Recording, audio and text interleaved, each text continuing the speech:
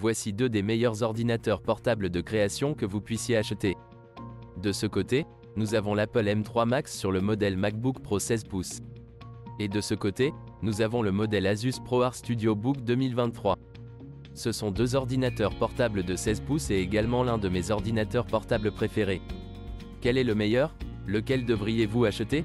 Parce que l'un d'eux coûte la moitié du prix de l'autre. Allons-y. Cette vidéo n'est sponsorisée par personne. Mais si vous souhaitez reprendre l'une des choses dont nous parlons dans cette vidéo, je vais laisser le lien dans la description ci-dessous, ainsi que le produit TechNotice. Si vous souhaitez vous procurer des chapeaux, des sweats à capuche, des t-shirts, vous n'êtes pas obligé de le faire. Mais je vais laisser le lien dans la description ci-dessous si vous souhaitez les consulter. Revenons à la vidéo. Tout d'abord, le prix. Cet ordinateur portable Windows ici, vous pouvez récupérer moins de 2500 $. Cette puce Apple MacBook Pro M3 Max, vous allez devoir encaisser 4000 $. Je veux tester le poids. Premièrement, l'Asus ProArt pèse environ 2,4 kg. Et maintenant, le MacBook Pro pèse 2,1 kg, soit environ 320 grammes de moins. Avant d'entrer dans les benchmarks, je veux parler de l'écran, car en tant que créateur, c'est l'une des choses les plus importantes sur un ordinateur portable, car c'est avec cela que vous interagissez le plus. Quoi que vous fassiez, vous regardez l'écran. Il faudra donc que l'écran soit bon. En termes de taille, ils mesurent tous deux 16 pouces, mais la diagonale du Mac est en réalité de 16,2 pouces. Et il est intéressant de noter que les coins supérieurs du Mac sont incurvés. Les coins inférieurs sont de véritables coins pointus. La résolution est également plus élevée sur Mac, tout comme la luminosité. Sur Mac, nous obtenons 600 nits SDR et 1600 nits XDR ou plage dynamique élevée, ce que Apple appelle. Sur ProArt, nous avons 500 nits SDR et 550 sur HDR. L'ordinateur portable Windows prend ici en charge l'écran tactile. Ce n'est pas le cas du Mac. Windows prend également en charge un stylet, et il est en fait livré avec un stylet Asus ou un stylet Asus 2.0 que vous pouvez utiliser sur l'écran ainsi que sur le trackpad. Le MacBook Pro ne prend pas en charge le stylet Apple. Désormais, en termes de bits, l'ordinateur portable Windows peut aller jusqu'à 10 bits. Et qu'est-ce que je veux dire par là? Les 10 bits ne sont pris en charge que lorsque l'ordinateur portable est branché. Lorsque l'ordinateur portable n'est pas branché, vous n'obtiendrez pas vraiment 10 bits d'affichage. Mais le MacBook Pro prend en charge 10 bits sans aucune restriction. En termes de taux de rafraîchissement, les deux sont de 120 Hz. L'écran Apple ici peut descendre jusqu'à 1 Hz, tandis que celui de Windows est fixé à 120 Hz. Mais c'est vraiment bien pour Apple car en réduisant le taux de rafraîchissement de l'écran, vous économisez en réalité une tonne de durée de vie de la batterie. Et c'est absolument incroyable. Apple l'appelle l'écran promotion. Ainsi, lorsque vous interagissez avec quoi que ce soit, votre écran est très fluide. Mais lorsque vous regardez simplement, je ne sais pas, du texte, des images ou des photos, cela réduit le taux de rafraîchissement et économise votre batterie, ce qui est tout simplement incroyable. En termes de technologie, Apple utilise l'Apple Pro. Ils utilisent ici un panneau LCD rétroéclairé par LED, alors qu'Asus utilise un panneau OLED. Et en termes d'expérience utilisateur, OLED est bien meilleur que ce qu'Apple propose ici, surtout lorsque vous regardez du contenu ou quelque chose dans le noir. Les noirs sont bien plus noirs sur l'écran OLED par rapport à l'écran Apple. En ce qui concerne les charnières, Apple maximise cet angle de l'écran, alors que l'ordinateur portable Windows peut descendre jusqu'à 280 degrés. Voici donc les deux webcams. C'est la webcam Apple et c'est la webcam Windows. Les deux sont des caméras à 1080p. Et vous me faites savoir ce qui sonne et ce qui vous convient le mieux. L'ordinateur portable Windows prend également en charge le déverrouillage facile car il est doté d'un capteur infrarouge. Ce n'est pas le cas d'Apple, mais Apple dispose d'un déverrouillage par empreinte digitale, que nous n'avons pas sur l'ordinateur portable Windows.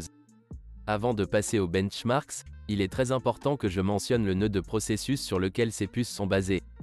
Apple utilise le processus 3 nanomètres de TSMC, alors que cet ordinateur portable Windows utilise le processus 10 nanomètres d'Intel, ce qui signifie que lorsque le transistor d'Intel mesure 10 nanomètres, Apple peut installer 3 transistors dans ce même espace, ce qui signifie que vous pouvez utiliser beaucoup plus de transistors sur Apple.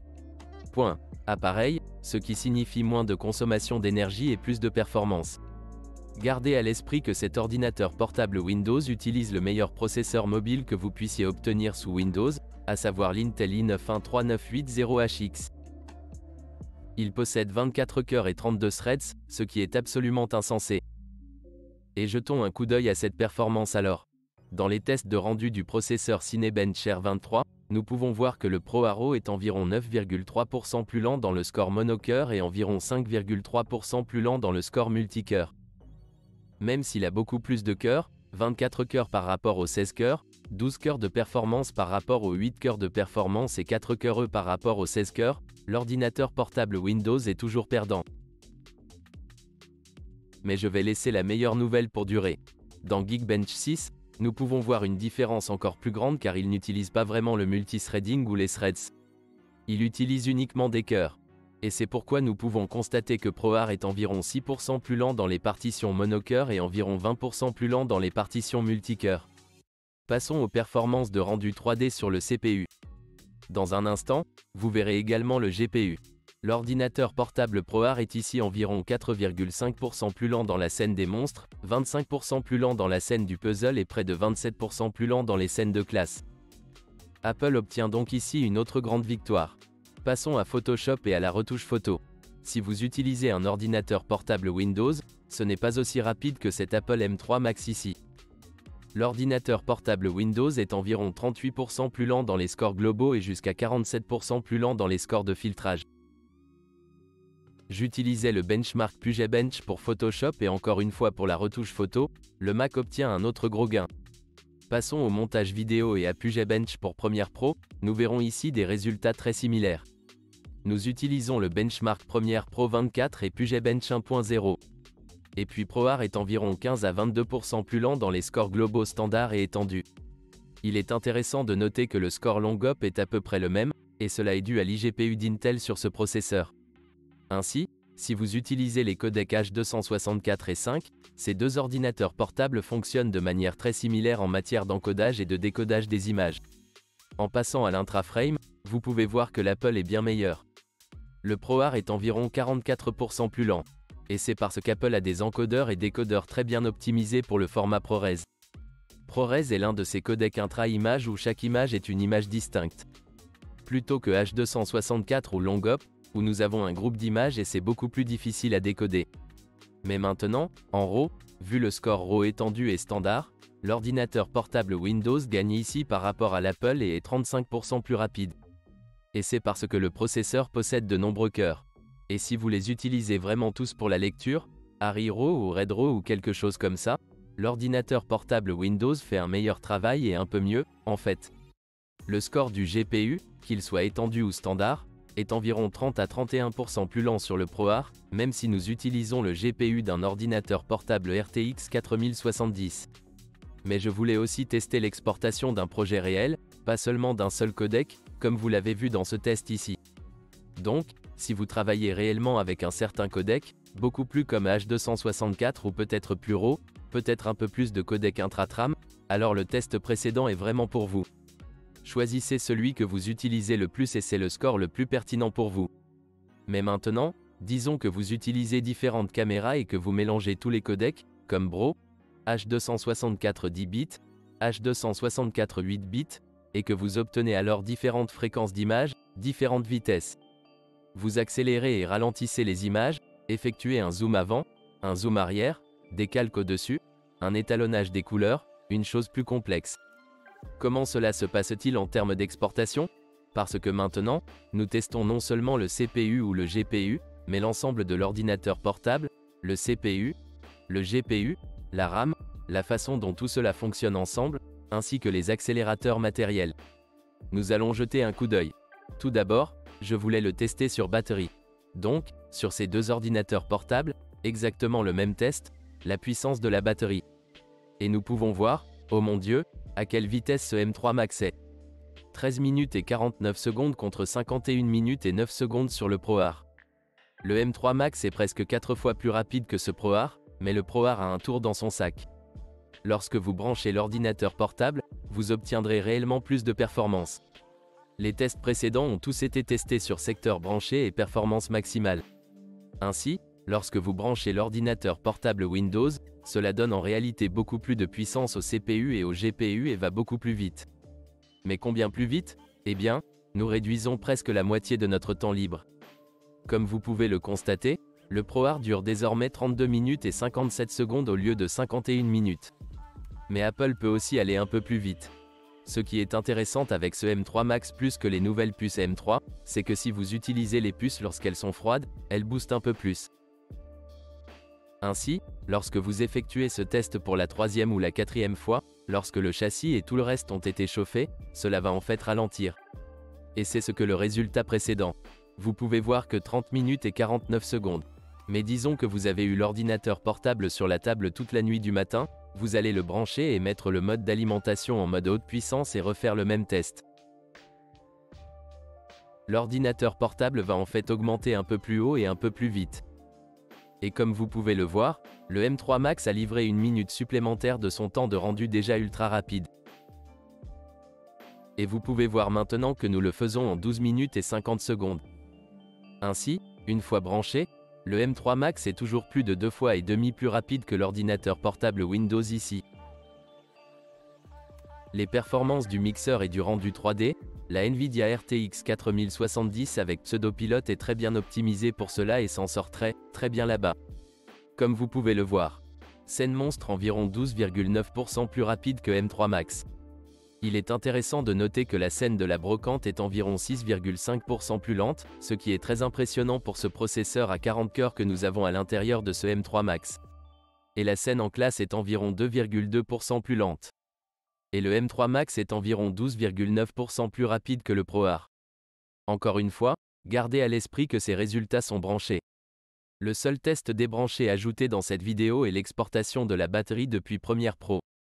Passant à Redshift, le M3 Max prend en charge les performances de rendu Redshift, et vous pouvez voir que le ProArt est en réalité environ 17% plus lent avec le GPU mobile RTX 4070. C'est tout simplement extrêmement impressionnant à propos du GPU d'Apple, car il consomme moins d'énergie et fonctionne beaucoup plus rapidement. Et maintenant, qu'en est-il de la durée de vie de la batterie? Et c'est là qu'Apple remporte une autre grande victoire. Désormais, la durée de vie de la batterie sur ce 16 pouces est absolument incroyable. Comme si vous utilisiez un ordinateur portable Windows, quel que soit l'ordinateur portable que vous utilisez, peu importe sa puissance ou sa puissance. C'est une autre ligue quand on parle de ça ici. L'architecture ARM fait vraiment des merveilles avec cette puce. Et juste un exemple à quel point c'est bon. Lorsque je faisais les tests d'autonomie de la batterie sur ce ProArt, l'exportation Premiere Pro, j'avais la batterie à environ 97% lorsque j'appuyais sur l'exportation. Au moment où l'exportation a été terminée en 51 minutes, il me restait 12% de batterie et l'ordinateur portable était déjà en mode d'économie de batterie. C'est fou. Si je faisais le même test sur ce MacBook Pro, je pourrais le faire plusieurs fois avant que la batterie ne soit vide. Je pense que je l'ai fait peut-être 5 ou 6 fois et il me restait encore 25% ou quelque chose comme ça. Je ne me souviens pas exactement, mais c'est absolument fou. Cela ne sert donc à rien que je vous donne 10 heures ou 2 heures. Si vous utilisez l'ordinateur portable, le ProArt, vous pouvez disposer d'une heure ou deux, puis trouver le chargeur. Avec celui-ci, vous pouvez travailler presque toute la journée. En fonction de votre flux de travail, peut-être même plus et certain le lendemain. De plus, si vous mettez le M3 Max en mode économie d'énergie ou faible consommation, il dure encore plus longtemps et vous ne perdrez pas autant de performance. MaxTech a fait une très bonne vidéo à ce sujet. N'hésitez donc pas à vérifier cela pour obtenir encore plus de performance. L'ordinateur portable Windows, vous pouvez également activer un mode d'économie d'énergie. Mais honnêtement, les performances seront beaucoup plus lentes et vous n'économiserez toujours pas autant sur la durée de vie de la batterie. Lorsque l'on parle de durée de vie de la batterie, il faut tenir compte de la consommation électrique maximale. Lorsque l'on regarde le M3 Max, sur Cinebench, il utilise environ 60 watts en pointe lorsque nous utilisons tout le processeur. Maintenant, lorsque nous examinons la puissance de ce M3 Max, je la vois à environ 70 watts maximum. Ce ProArt ici, juste le processeur seul, peut tirer 150 watts lors de l'utilisation de Cinebench. Il n'est donc pas étonnant que la batterie se décharge beaucoup plus rapidement car nous utilisons plus de 2 fois et demi plus d'énergie que le M3 Max. Et tu te souviens des transistors? Cela a du sens. Ainsi, lorsque nous calculons le score Cinebench R24 et les points par watt, nous pouvons voir que le M3 Max obtient 28,2 points par watt, tandis que le ProArt obtient 10,7 points par watt. ce qui représente presque 3 fois plus de performance par watt sur l'Apple que sur cet ordinateur portable ProArt. Et comme vous pouvez le constater, la course au transistor est très importante. Et Apple est l'un des seuls à utiliser le procédé à 3 nanomètres de TSMC. Et comme vous pouvez le constater, cette puce fait des merveilles. Maintenant, si Intel passait réellement à un nœud de processus similaire, je pense que les performances seraient très impressionnantes et bien plus au coude à coude. Mais Intel pourra-t-il un jour rattraper Apple? Eh bien, c'est là qu'AMD entre en jeu et c'est potentiellement AMD qui se rapproche d'Apple. Alors en conclusion, quel ordinateur portable devriez-vous vous procurer? Et je ne veux pas que vous me compreniez mal. Vous regardez peut-être cette critique et pensez, oh mon Dieu, ce ProArt est tellement nul. Nous ne devrions pas acheter ça. Et ce n'est absolument pas vrai. Ces deux ordinateurs portables sont absolument incroyables. Gardez à l'esprit que ce ProArt coûte près de la moitié du prix de ce MacBook Pro M3 Max. Et ce ProArt est également évolutif. Vous pouvez mettre à niveau la RAM, le SSD si vous le souhaitez. Il y a un autre emplacement Monsieur 2 là-dedans, ce qui pour Apple fait monter le prix encore plus haut. Si vous souhaitez mettre à niveau la RAM, cela vous coûtera 7 ou 8 000 $. Et cet ordinateur portable est absolument incroyable. Beaucoup moins. Alors que lorsque vous mettez à niveau la RAM et le SSD, vous n'obtenez pas nécessairement plus de performance de cet ordinateur portable car le CPU et le GPU sont exactement les mêmes. Cet ordinateur portable possède donc de nombreuses autres fonctionnalités dont vous n'avez peut-être pas besoin sur Mac et qui pourraient valoir la peine d'être prises en compte de toute façon. Un autre d'entre eux est ce cadran Asus ici qui est en fait très agréable pour les créateurs. Si vous effectuez beaucoup de brushing Photoshop ou utilisez des applications créatives dans Adobe, vous pouvez mapper cela pour ce faire. Différentes choses, et c'est une fonctionnalité vraiment intéressante. Les trackpads sont tous deux géniaux sur ces deux ordinateurs portables. Ils utilisent des trackpads haptiques, qui sont l'un des meilleurs que vous puissiez trouver sur le marché. Donc, si vous me demandez lequel acheter, alors si l'argent ne vous concerne pas et que vous dites simplement « Écoutez, je viens de me réveiller dans les diamants. Faites-moi savoir quel ordinateur portable est le meilleur à acheter. » Alors ce M3 Max est absolument fou. Et si vous voulez savoir comment cela se compare à certains Windows, vous savez, PC, taille de bureau, alors allez voir cette vidéo. Et c'est absolument fou. Si vous recherchez simplement l'ordinateur portable, le meilleur rapport qualité-prix, alors ce ProArt vous offre en fait beaucoup plus d'ordinateurs portables par dollar. Le prix est absolument incroyable. Et la qualité de fabrication n'est pas bon marché comme celle des autres ordinateurs portables Windows. C'est absolument fou. Le flex de l'écran est absolument inexistant. Et je dirais que les panneaux d'écran et les charnières sont bien mieux fabriqués que ceux d'Apple. Apple fléchit bien plus que cela ici. C'est absolument solide. C'est fou. De plus, vous obtiendrez beaucoup plus de ports en achetant ce ProArt. Si vous regardez sur le côté gauche, le ProArt dispose d'une prise combo casque et micro USB de type A et d'un lecteur de carte SD. Gardez à l'esprit que ce lecteur de carte SD va jusqu'à 100 mégaoctets par seconde. Sur Mac, on constate que l'USB type A est un peu plus puissant que l'USB type A. Le câble de chargement MagSafe et 2 ports Thunderbolt 4, ainsi que la prise combo Mac et casque. Gardez à l'esprit que si vous utilisez des écouteurs à haute impédance, cette prise casque le prend en charge et leur donne également plus de puissance. Lorsque nous regardons l'arrière des ordinateurs portables, nous n'obtiendrons aucun port sur l'Apple, mais nous aurons un port sur le ProArt. HDMI, alimentation CC et port LAN/RJ45, d'une vitesse d'1 gigabit. Sur le côté droit de l'ordinateur portable, nous avons un verrou Kensington sur le ProArt, un USB type A et 2 ports Thunderbolt 4. Chez Apple, nous avons un lecteur de carte SD, qui est effectivement très rapide. Plus de 300 mégaoctets par seconde. Si vous possédez une de ces cartes V90 plus rapide, un autre port Thunderbolt 4 et un port HDMI. Et c'est tout. Si vous souhaitez découvrir ces ordinateurs portables, je vais les laisser liés dans la description ci-dessous. Bye bye. Bye bye.